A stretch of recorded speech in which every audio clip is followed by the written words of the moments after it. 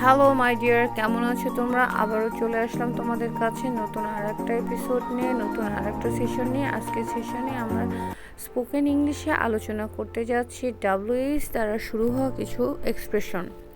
প্রথম দিনেই আমি তোমাদেরকে বলেছিলাম যে স্পোকেন ইংলিশে দক্ষ হতে গেলে তোমাদেরকে কোশ্চেন ক্রিয়েট করা শিখতে হবে। তুমি যদি কোশ্চেন ক্রিয়েট না করতে পারো তাহলে স্পিকিংয়ে কখনোই তুমি ভালো করতে পারবে না। আর কোশ্চেন ক্রিয়েট করতে গেলে কোশ্চেন ক্রিয়েট করার রাজ্যে ডাব্লিউএইচ ওয়ার্ডসগুলো একটা বিশাল জায়গা দখল করে আছে। ডাব্লিউএইচ ওয়ার্ড দিয়ে পুরো একটা সেন্টেন্স তৈরি না করেও শর্টভাবে আমরা কিভাবে স্পিকিং চালিয়ে যেতে পারি তারই একটা নমুনা আজকে আমার এই সেশনে। চলো দেখে নিই কী আছে আজকের সেশনে। হুইচ ওয়ান কোনটি, হুইচ ওয়ান্স কোনগুলো, হুইচ বুক কোন বইটি, হুইচ বুকস কোন বইগুলো, ফ্রম হুইচ কোনটি থেকে, ইন হুইচ কোনটির মধ্যে, আন্ডার হুইচ কোনটির নিচে, হুজ কারটি, হুজ এলস আর কারটি, হুজ ওয়ান কারটি। আচ্ছা, এই সেন্টেন্সগুলো, এটা তো ছোট ছোট সেন্টেন্স, ছোট ছোট এক্সপ্রেশন। এইটা কিন্তু বড় বড় সেন্টেন্সও তৈরি করা যাবে। যেমন ধরো, which book do you want, কোন বইটি তুমি চাও। এইটা না বলে তুমি যদি বলো হুইচ বুক কোন বইটি, তবুও কিন্তু হবে। আমি এটাই আজকে তোমাদেরকে বোঝাতে চাচ্ছি যে অনেক বড় বড় সেন্টেন্স ক্রিয়েট না করেও ছোট ছোট এক্সপ্রেশন দিয়ে, ছোট ছোট স্টেটমেন্ট দিয়ে কীভাবে তুমি তোমার মনে ভাব প্রকাশ করতে পারো। হুইনিভার যখনই, হোয়ার এলস আর কোথায়, হোয়ার ইভার যেখানেই হোক, ফ্রম হোয়ার কোথায় থেকে, হোয়াই কেন, হোয়াই নট কেন নয়, হাউ কিউট ইউ আর। আমি কাউকে বলতে চাচ্ছি যে তুমি অনেক সুন্দর দেখতে, হাউ কিউট ইউ আর না বলে তুমি কিন্তু বলতে পারো হাউ কিউট। হাউ অফুল কি ভয়াবহ, তুমি বলছো যে কি ভয়াবহ পরিস্থিতি, এটা না বলে তুমি শুধু ছোট্ট করে এভাবেও বলতে পারো। হাউ অ্যাবসার্ড, কোনো কিছু দেখে তোমার কাছে মনে হলো যে এটা আনলফুল, তখন তুমি কিন্তু বলতে পারো যে হাউ অ্যাবসার্ড। কারো কাজ কর্মকাণ্ড দেখে তোমার মনে হলো যে ছেলেটা বা লোকটা বা মানুষটা খুবই বুদ্ধিমান, তখন কিন্তু তুমি বলতে পারো how clever instead of how clever the man was. অর্থাৎ দুই একটা ওয়ার্ড দিয়েও যে তুমি সেন্টেন্স ক্রিয়েট করতে পারো, আজকের ভিডিওতে আমি সেটাই তোমাদেরকে বোঝানোর চেষ্টা করছি। চলো আরও একটা সেন্টেন্স তৈরি করে নিই। Why have you come here, তুমি এখানে কেন এসেছো। এটা না বলে তুমি কিন্তু এটা বলতে পারো হোয়াই কেন। ঠিক আছে, চলো দেখে নিই পরের এপিসোডে কি আছে। উইদাউট হোয়াট কি ছাড়া, হোয়াট ইফ কি হবে, হোয়াট অ্যাবাউট কি খবর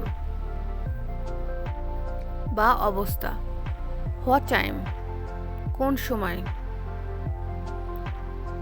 হোয়াট টাইপ অফ কি ধরনের, হোয়াট কাইন্ড অফ কি ধরনের, হোয়াট শর্ট অফ কি ধরনের, হোয়াট কালার কি রং, হুইচ এলস আর কোনটি, হুইচ এভার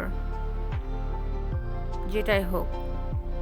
দেখো, আমি কিন্তু এখানে সিনোনিমও ব্যবহার করেছি, what type of, what kind of, what short of.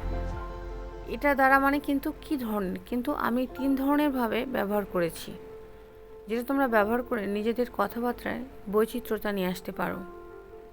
Which colour, তুমি কোনো একটা কালার চাচ্ছ, তুমি কিন্তু বলতেই পারো যে কেউ তোমার কাছে কোনো কালার চাচ্ছে, তখন কিন্তু বলতে পারো যে which colour instead of which colour do you want, যে তুমি কোন কালারটা চাও। এত বড় সেন্টেন্সটা না বলে তুমি কিন্তু বলতেই পারো যে হুইচ কালার অথবা হোয়াট কালার। চলো আর একটা এপিসোডে চলে যাই, আর একটা লিঙ্কে চলে যাই আমরা। হাউ ডিয়ার মাঝে মাঝেই বলি, কোন সাহসে তুমি এটা করলা। তো আজকে থেকে কি বলবো, হাউ ডিয়ার। কোন সাহসে আমরা বলবো না। হাউ মাচ লঙ্গার আর কতক্ষণ, হয়তো তুমি কোনো কাজ করতে করতে বিরক্ত হয়ে গেছো, তোমার বিরক্তিটা তুমি প্রকাশ করছো কিভাবে, দেখো কিভাবে বিরক্তিটা প্রকাশ করছো বলো। হাউ মাচ লঙ্গার, আর কতক্ষণ। কেউ কোনো কাজ সময়ের আগেই করে ফেলেছে, তখন তুমি বললা হাউ কুইকলি। আচ্ছা, তুমি একটা বাসা ভাড়া নিতে গেছো, তখন তুমি হয়তো বলছো যে হাউ ফেয়ার, কত ভাড়া।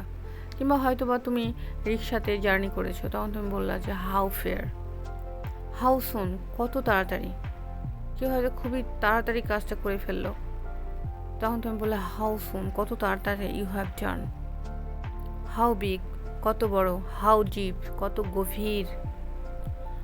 হাউ কাম, কিভাবে। তুমি হয়তো তোমার কোনো ফ্রেন্ড কোনো একটা কাজ করে ফেলেছে, ইম্পসিবল একটা কাজ, তখন হয়তো বললো কিভাবে, হাউ অ্যাবাউট, কেমন হয়, তাই না? পরে আমরা চলে আসি আরেকটা স্লাইডে। কোনো একটা ড্রেস অথবা কোনো একটা সিনারি বা পেন্টিং, ড্রয়িং দেখে তোমার খুবই ভালো লেগেছে, তখন তুমি কিভাবে এক্সপ্রেশনটা দিবে বলো তো। How lovely. কোনো একটা দুঃখজনক ব্যাপার, তখন তুমি কি বললা, হাউ ট্র্যাজিক।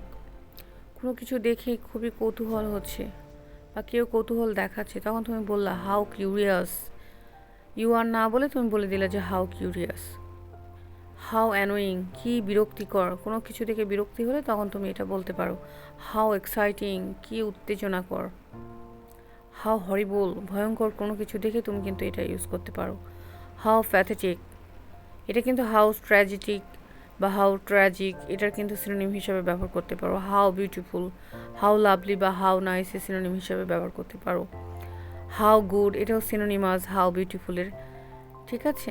হাউ পিসফুল, কি শান্ত। কাউকে দেখে মনে হচ্ছে সে খুব ক্লেম হয়ে বসে আছে, কোনো একটা দুষ্টু খ্যাট বসে আছে, তখন তুমি বললা যে how peaceful you are today, যে তুমি আজকে কি শান্ত হয়ে বসে আছো বা খুবই শান্ত লাগছে তোমাকে। তাহলে দেখো আজকে আমরা কত সুন্দর সুন্দর এক্সপ্রেশন ইউজ করছি হাউ দ্বারা। আসলে হাউ দ্বারা এক্সক্লেমেটরি সেন্টেন্সে এক্সপ্রেশন প্রকাশ করতে অনেক বেশি এক্সপ্রেসিভ হয়।